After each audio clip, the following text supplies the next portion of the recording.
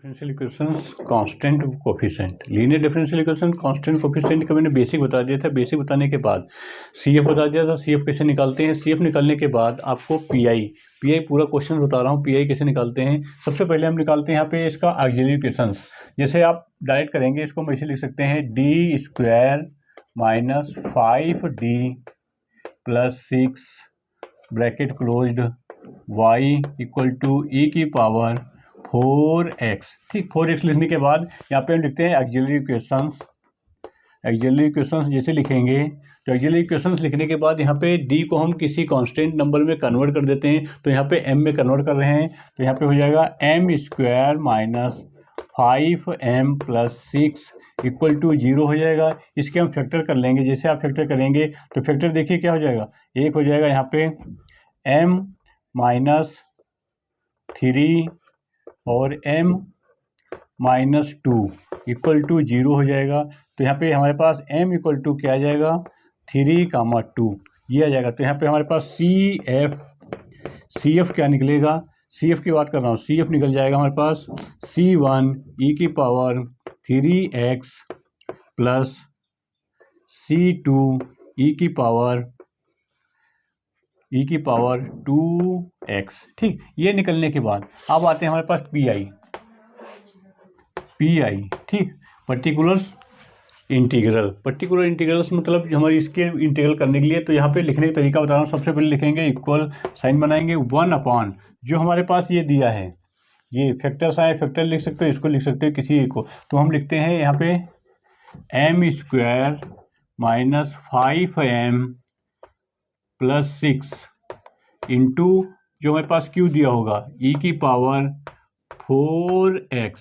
अब यहाँ पे e की पावर 4x, यहाँ पे दो मेथड काम करते हैं e की पावर 4x में। मैं सपोज करके यहाँ पे बता रहा हूँ, फिर इसको मिटाता हूँ यहाँ पे।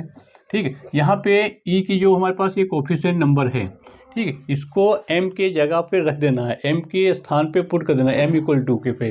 तो यहाँ पे d है, सॉरी यहाँ पे d लिखिएगा, इसको मैं ड्रॉप कर रहा हूँ। यहाँ पे क्या हो जाएगा डी स्क्वायर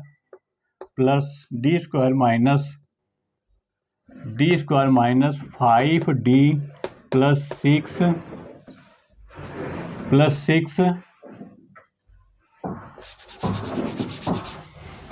ठीक, यहाँ पे लिखते हैं इक्वल टू, लाइन खींचेंगे, नीचे जो आएगा हमारे पास वही होता है D square minus 5d plus 6 into जो हमारे पास वो आगे दिया होगा e की पावर 4x। अब यहाँ पे 4x में दो फार्मूला काम करते हैं। यहाँ पे देखिए हमारे पास e की पावर ax होगा, तो नीचे d के जगह पे, यहाँ पे d जहाँ पे होगा d के जगह पे a को पुट कर देना है। a को पुट करने पर यदि इक्वल टू किसका, ये पूरे का आंसर 0 नहीं 0 आ रहा है, ठीक है, तो हम दूसरा मेथड लगाएंगे। 0 नहीं आ रहा है तो d के पास डायरेक्ट वैल्यू रख देंगे। ठीक, मैं एक बार एग्जांपल बता रहा हूँ दोनों क्वेश्चंस के। ठीक है, इसको छोड़ के यहाँ पे जैसे हमने लिखा 1 अपॉन, इसी को बता रहा हूँ पहले 1 अपॉन, तो क्या हो जाएगा यहाँ पे देखो हमने लिखा 4 का स्क्वायर माइनस 5 मल्टीप्लाई 4 प्लस 6। जैसे वैल्यू रखेंगे तो ये आगे आ जाता है, यहाँ पे e की पावर 4x, यहाँ पे कुछ नहीं रहेगा यहाँ पे। ठीक है, वहाँ पे 1 हो जाता है। इस वाले में हमारे पास ये 1 हो जाएगा, ध्यान रखिएगा, करने का तरीका 1 हो जाएगा। अब यहाँ पे क्या करेंगे तो हमारे पास आए e की पावर 4x अपॉन, देखिए ये हो गया 16 माइनस 20 प्लस 6, तो यहाँ पे कितना बचा 22, 2 बचेगा, तो यहाँ पे 1 तो है ही है, तो e की पावर 4x अपॉन 2। ठीक, 2 1 का 1, तो ये हमारे पास पीआई हो गया। आंसर लिखेंगे हमारे पास जब होगा रिक्वायर्ड सोल्यूशन या जनरल सोल्यूशन। ठीक है, जनरल सोल्यूशन लिखते हैं तो जनरल सोल्यूशन जैसे लिखोगे आप तो होता है CF प्लस PI। तो यहाँ CF जितना है उसको PI को प्लस कर देंगे तो डायरेक्ट आंसर आ जाएगा। हमारे पास आंसर क्या आएगा, यहाँ पे लिख रहा हूँ C1 e की power 3x plus C2 e की पावर 2x प्लस e की पावर 4x अपॉन 2 आंसर।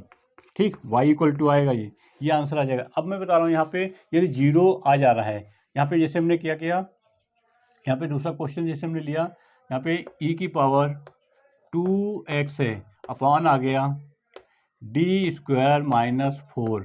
ठीक है, तो यहाँ पे क्या करेंगे, देखिए ये 0 हो जाएगा, जिसे आप वैल्यू रखेंगे e की पावर 2x 1, तो यहाँ पे हो जाएगा 4 माइनस 4, तो ये 0 हो जा रहा है।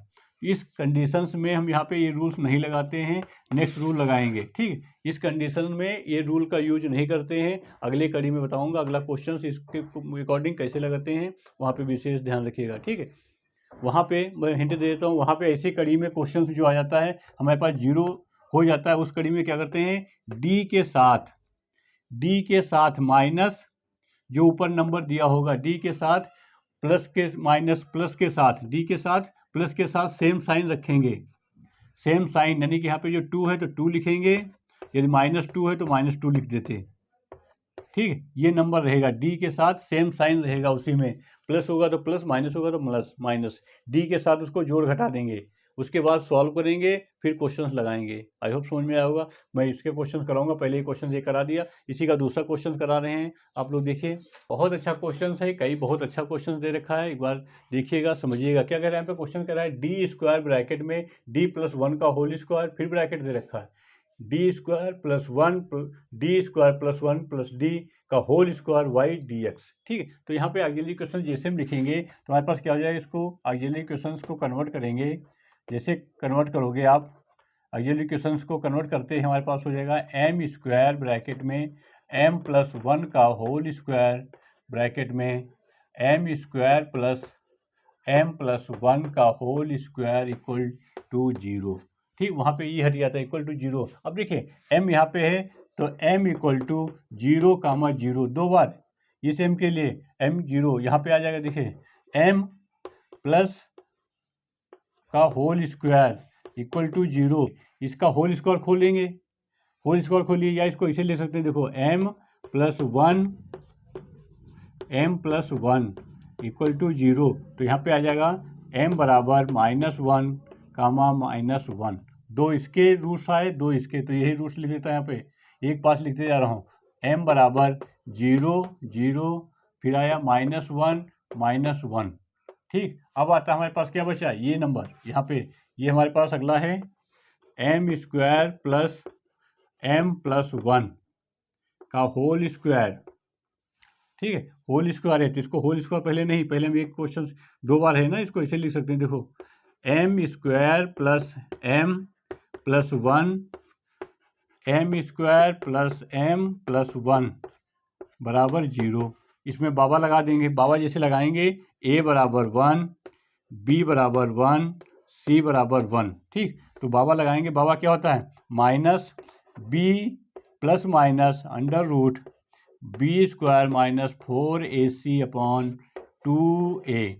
ठीक है, जैसे इसमें बाबा लगाएंगे, बाबा लगाने बहुत ही स्पेशल ध्यान है रखेंगे, तो यहाँ पे ये 1/2 निकल आएगा, यहाँ पे देखिए क्या आएगा, यहाँ पे i बन जाएगा, i में कन्वर्ट होगा, तो आंसर क्या हो जाएगा, आंसर देखिए आप लोग बताइए, क्या बता रहा हूँ आप कन्फ्यूज ना होइए। ठीक, यहाँ पे तो क्या हो जाएगा, देखिए -1 प्लस माइनस अंडर रूट के अंदर 1 माइनस 4 अपॉन 2, तो यहाँ पे ये क्या है, i स्क्वायर हो जाएगा, 3 बचेगा, तो यहाँ पे -1 plus minus i under root 3 upon 2, तो ये हो गया हमारे पास, क्या हुआ देखो, -1 upon 2 plus i under root 3 upon 2, एक में 1/2 minus i under root 3 upon 2, तो कितने रूट्स बने, 1 2 3 4 ये 5 6 रूल्स हो गए। ठीक है, तो ये हमारे पास क्या हुआ, इसके रूट्स। अब यहाँ पे CF निकालने के लिए CF निकालेंगे, पहले बहुत लेंथी क्वेश्चन है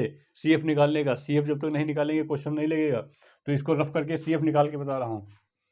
CF देखिए, CF सबसे पहले हमारे पास दो रूट्स इक्वल हैं, तो दो रूट्स इक्वल होते हैं तो C1 प्लस C2x, बाहर e की पावर 0x ऐसे लिखेंगे, फिर प्लस दो roots equal C3 plus C4x e की पावर -x, फिर प्लस टू रूट्स 1, तो यहाँ पे e की पावर -1/2x ब्रैकेट में cos रूट 3/2 प्लस sin√3/2, ठीक है। फिर अगला प्लस रूट्स देखिए e की पावर माइनस नहीं 1/2x ब्रैकेट में cos√3/2 plus sin√3/2 bracket closed. तो ये हमारे पास क्या निकल के आया है, CF।